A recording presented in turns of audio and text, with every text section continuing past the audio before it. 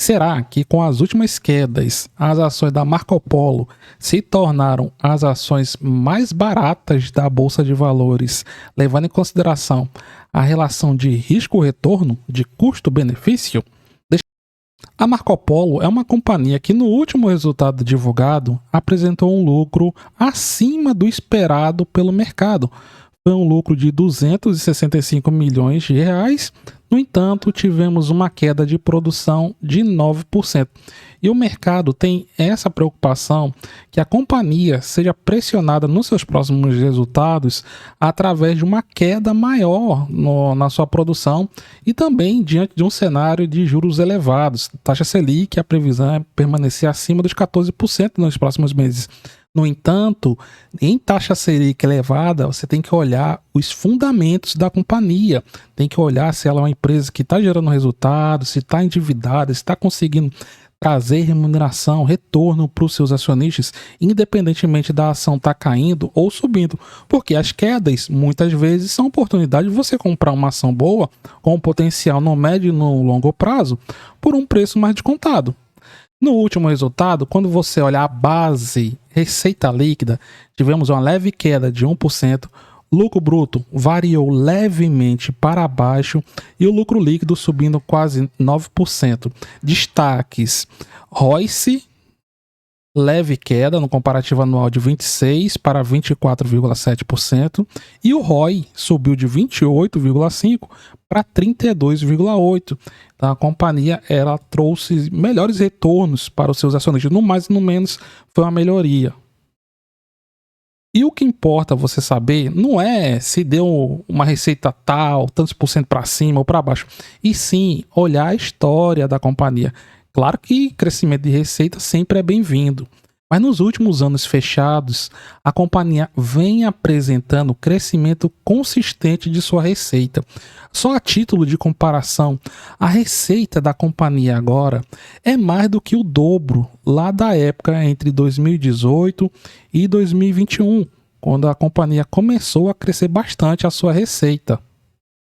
E quando vamos olhar as operações internacionais da empresa, nós observamos a mesma coisa. Nos últimos anos, a receita gerada vem crescendo constantemente.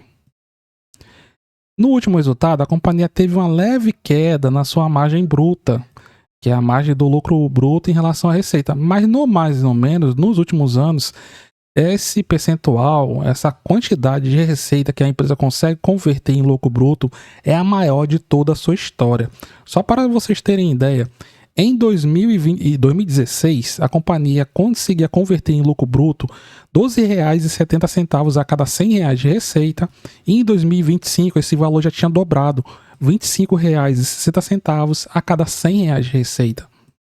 E quando vamos olhar o EBITDA, que mede o resultado operacional da companhia, nós vemos melhorias tão boa quanto.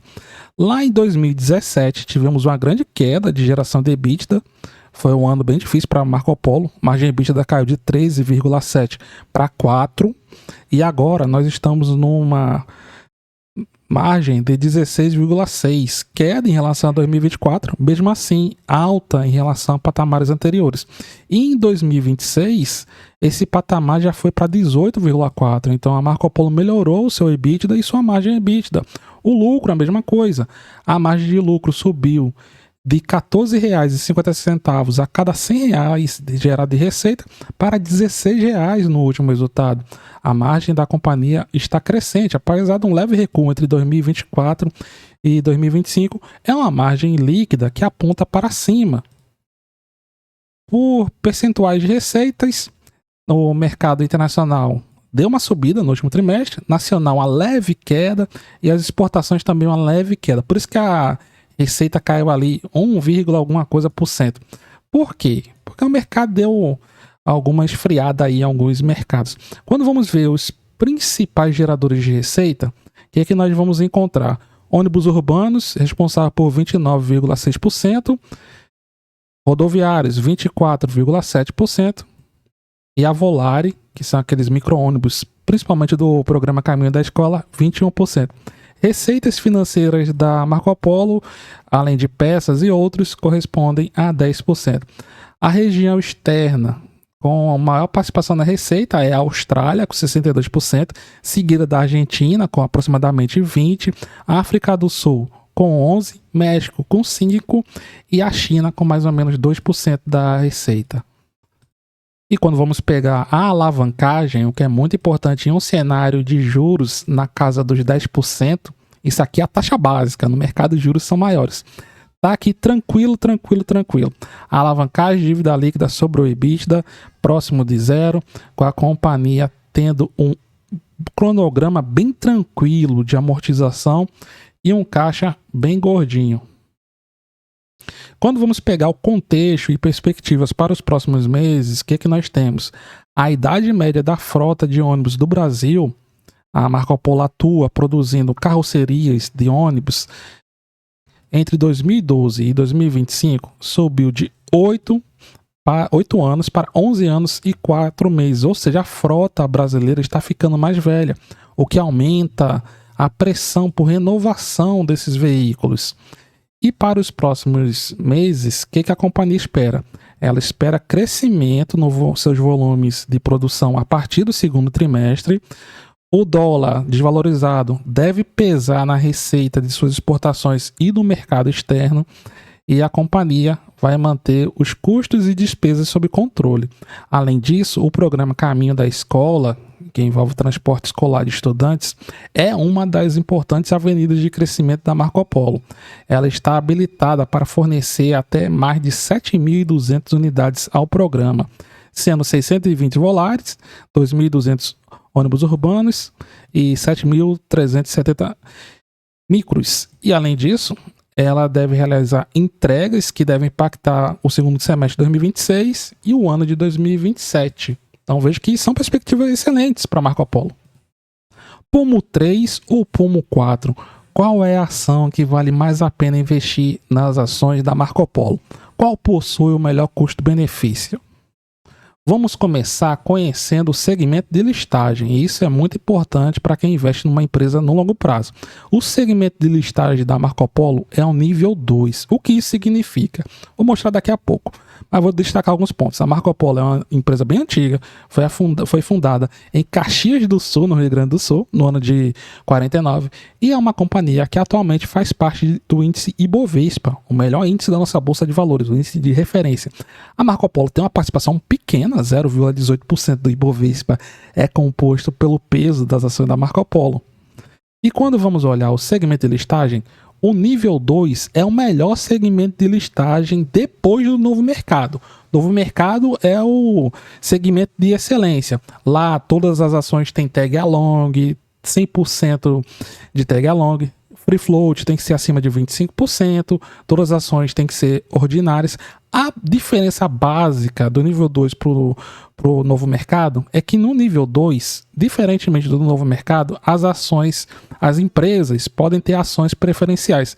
No entanto, as ações preferenciais e as ações ordinárias têm o direito de proteção no caso de venda para outros acionistas. Se o acionista controlador vender as ações da Marco Polo, tanto a ordinária quanto a preferencial, por R$10, o minoritário ele tem direito de receber pelo menos esse valor de R$10. Não pode pagar R$10 para o acionista controlador e 8 ou outro valor aqui para quem tiver as ações Pomo 3 e Pomo 4. Então isso aqui é uma segurança a mais.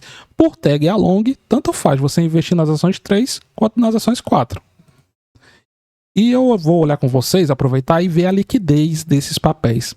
As ações ordinárias, ela tem um free float menor.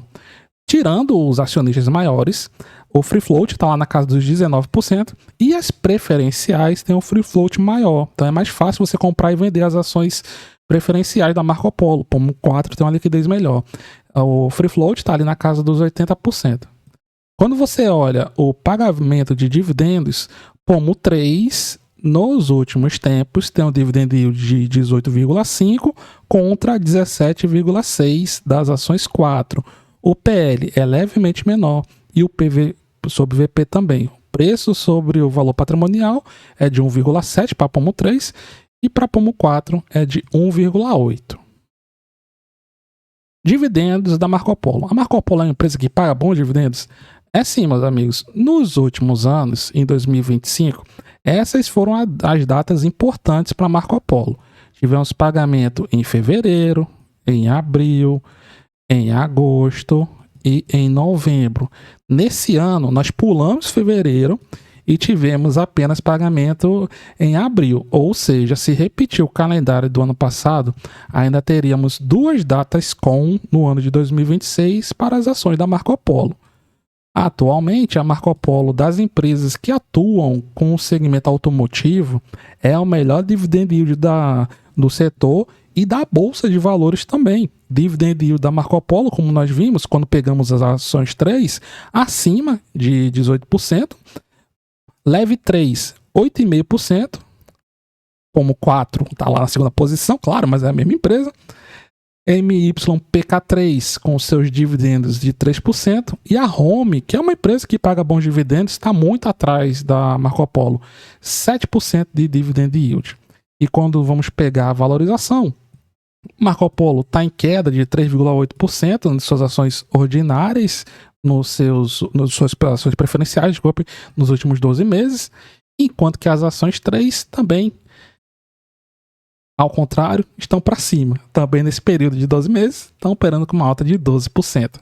Se gostou, deixe seu like. Muito obrigado a todos, tudo de bom. Nos vemos nas cenas dos próximos capítulos e até mais, meus amigos.